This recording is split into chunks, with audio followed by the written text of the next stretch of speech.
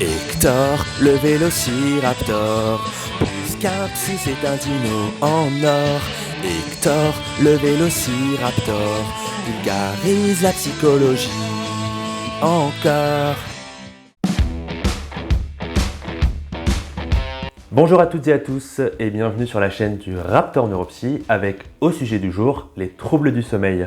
Alors pourquoi est-ce qu'on a choisi cette thématique? Parce que c'est vous qui avez voté via notre page Facebook et qui avez mis les troubles du sommeil très loin devant. Les autres thèmes qu'on avait proposés, les rêves, l'effet placebo, l'addiction au sport, etc. seront proposés dans de futures vidéos. Alors le contexte aujourd'hui fait qu'on a quand même du mal à dormir, donc déjà il y a eu la période de confinement qui nous a pas aidé, vous pouvez voir notre épisode sur le sujet pour avoir plus d'informations. Et tout ce qui est lié au coronavirus, au fait qu'il circule encore, qu'on entend des fois des chiffres un peu comme quoi ça revient, etc. Enfin ça fait que ça va pas nous aider à dormir, ça peut créer des anxiétés, des angoisses chez certaines personnes. Bonjour, le coronavirus? J'en ai entendu parler, ouais. Mais pourquoi est-ce que vous portez un masque? Et clairement, en ce moment, en tout cas au moment où je tourne la vidéo, on est le 11 août 2020 et il fait une chaleur à crever qui nous empêche quand même pas mal de dormir aussi. Oh, je déteste l'été. Je déteste l'été. C'est tellement mieux l'hiver, blotti sous la couette, à regarder une série, à boire un chocolat chaud, tandis qu'on... Mais reprenons le sujet. On dort mal, Hector. Les Françaises et les Français dorment trop mal. Et oui, Lex, une personne sur 3 souffre d'un trouble du sommeil. Et 10% souffrent d'une insomnie sévère. Alors qu'attendons-nous pour agir, nom de Zeus? Allez, chauffe Marcel. Pourquoi je dis ça, moi?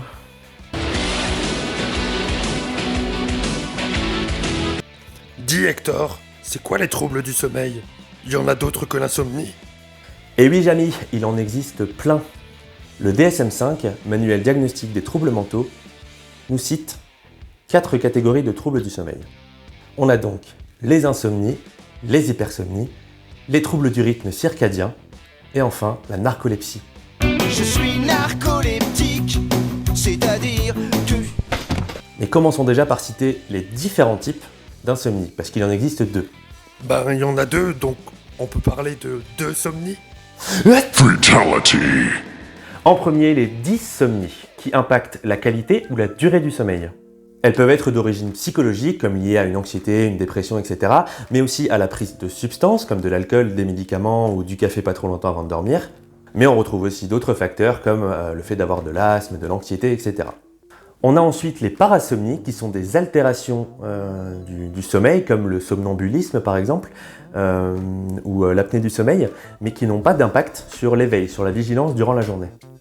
Pour les personnes qui connaissent, l'insomnie, elle peut se caractériser par différents aspects. Ça peut être des difficultés à s'endormir, ou des réveils multiples pendant la nuit, ou encore un réveil trop précoce.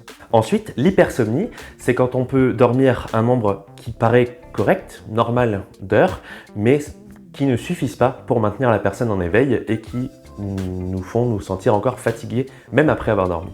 Ensuite, la narcolepsie, c'est le fait de pouvoir s'endormir dans des endroits inadéquats et dans des contextes inadaptés.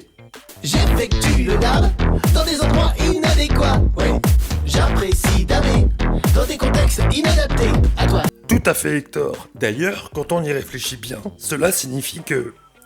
Lex. Et il nous reste encore à discuter du trouble du rythme circadien, autrement appelé le trouble du rythme éveil-sommeil. Le rythme circadien, c'est un rythme biologique qui dure environ 24 heures chez la majorité des gens, mais chez certaines personnes, on aura un décalage. Ces 24 heures vont être raccourcies ou rallongées, ce qui va créer un décalage de phase. On peut aussi avoir un décalage du rythme circadien de la personne, qui peut durer un temps normal, mais qui va être en décalage par rapport à ce que la société elle attend. C'est-à-dire se lever à 7 ou 8 heures pour aller bosser, finir sa journée à 17-18 heures, enfin le 9 to 5, le cas majoritaire, les horaires de bureau. Il y a des personnes qui vont ne pas être adaptées à ces horaires-là, mais qui auront pourtant un rythme qui comportera bien 24 heures. On distingue ainsi plusieurs types de troubles du rythme circadien, selon que ce soit une avance de phase, un retard de phase, etc. Donc l'avance de phase, c'est le fait par exemple de dormir, d'avoir des heures de sommeil qui vont de 20h à 4h du matin. Et le retard de phase, le fait de dormir plutôt de 4h à midi. On a aussi ce qui s'appelle un rythme veille-sommeil irrégulier, avec un sommeil qui va être haché, des réveils multiples pendant la nuit, des plusieurs moments de sommeil de 2 heures. Et enfin le syndrome hypernictéméral. Ah, c'est pas faux. Ce trouble-là consiste en fait à avoir un rythme de sommeil qui va changer au fur et à mesure du temps, qui ne sera pas toujours le même. On va une fois dormir de 20h à 4h, là, ensuite de minuit à 8h, puis ensuite ça va être décalé, etc. Et comment est-ce que l'on peut traiter tout ça? Eh bien, tout dépend, Lex. Selon les personnes et leurs troubles, selon ce qui a déjà été essayé ou pas, selon les préférences de la personne, selon la personne qui accompagne la personne qui souffre le trouble du sommeil, les traitements vont varier, vont être différents. Il y a différentes propositions possibles. Antidépresseurs, anxiolytiques, somnifères ou hypnotiques, suivre une psychothérapie aussi, ou faire de la relaxation, ça peut être aussi tenir un agenda du sommeil, suivre les principes d'une TCC, faire une luminothérapie, enfin, il y a plein de propositions différentes qui existent, qui peuvent s'adapter à chaque personne. Mais le sommeil, c'est aussi une bonne hygiène de vie. Éviter les excitants de type café, thé ou soda. Éviter l'alcool, ne pas prendre un dîner trop copieux. Éviter de faire du sport après 19h. Se relaxer en lisant ou en écoutant de la musique. Arrêter les écrans au moins 2 heures avant de dormir. C'est la durée qu'on entend en général. Se coucher dès l'apparition des premiers signes de fatigue ou encore dormir dans une chambre entre 18 et 20 degrés. En ce moment, c'est plutôt entre 28 et 30, hein, mais bon. D'ailleurs, tiens, la canicule, la chaleur, le réchauffement climatique, est-ce qu'on ne demanderait pas un peu à notre professeur préféré qui débarque aujourd'hui, qui nous arrive tout droit d'Antarctique, de nous présenter un peu ce que c'est le réchauffement climatique? Parce que c'est un peu ça qui nous les brise un peu en ce moment.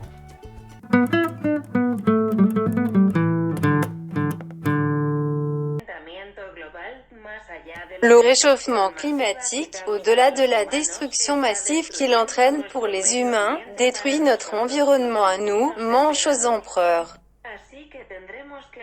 Alors il va falloir arrêter les conneries un peu.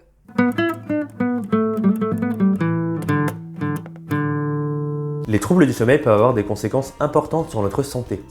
Hypertension artérielle, diabète de type 2, dépression, ou encore prise de poids, altération de la mémoire et de la concentration, irritabilité. Ça peut être aussi une difficulté du coup qu'on va avoir à gérer les tâches au quotidien. Bref, c'est tout un tas de conséquences. Un autre aspect aussi que je voudrais aborder dans cette vidéo, c'est le train du dodo, ou le train du sommeil. Alors ça paraît tout mignon comme ça, mais ça permet d'expliquer un peu c'est quoi le rythme du sommeil, le fait qu'on ait, vous savez, différentes phases de sommeil, le sommeil lent, le sommeil profond, le sommeil paradoxal, etc. Je vous invite pour ça à aller voir les infographies qu'on a sur notre bande dessinée, sur notre site internet raptorneuropsy.com. Comme d'habitude, je vous le mets dans la description. Tout y est très bien expliqué. Enfin, j'espère. Et si vous voulez analyser votre sommeil, j'en ai déjà parlé très brièvement juste avant, vous pouvez remplir un agenda du sommeil. On y note les périodes de fatigue, l'heure du coucher, l'heure du lever, les moments où on s'est réveillé pendant la nuit, ou encore la qualité du sommeil.